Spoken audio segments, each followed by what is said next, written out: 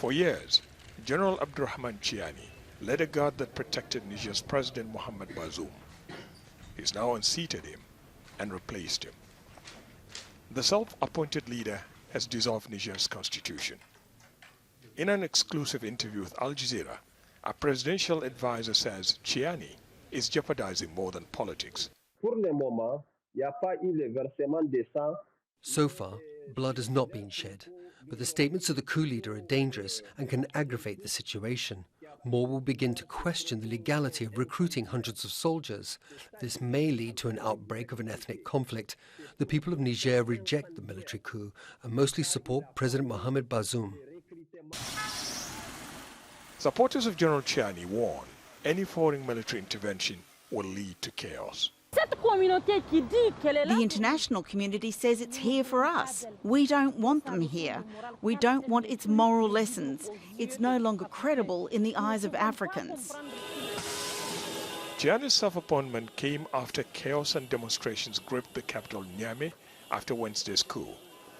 Crowds set fire to cars and buildings near the headquarters of Bazoum's party. 2 years into his presidency, demonstrators say the deposed president didn't do enough. I agree with Tchiani. I've spent a lot of time criticizing the mismanagement of security and the presence of foreign forces in our country.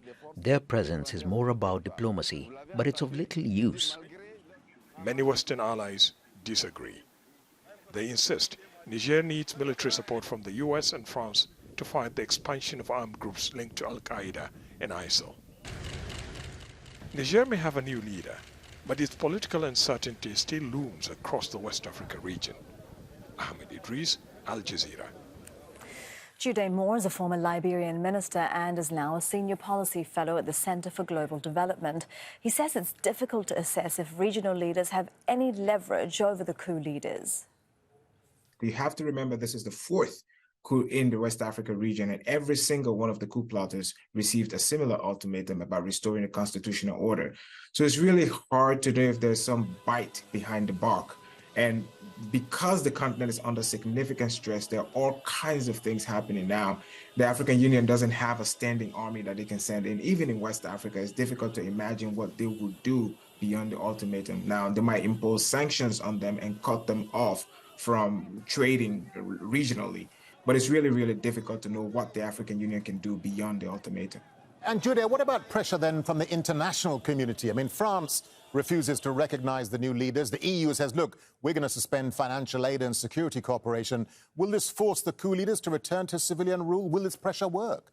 It's unclear if it will work. Well, because, even the United States is actually considering suspending a substantial economic and security partnership with Niger. However, when the West refused to engage in a situation of a coup, it opens the door, of course, for other actors who do not care about the regime type. In this case, especially the Wagner Group and Russia. There is a possibility here that if the United States, France, and the European Union, even the West African leaders, refuse to engage the coup plotters, that it provides an opening for France to expand, for Russia and the Wagner Group to expand in yet another country on the continent.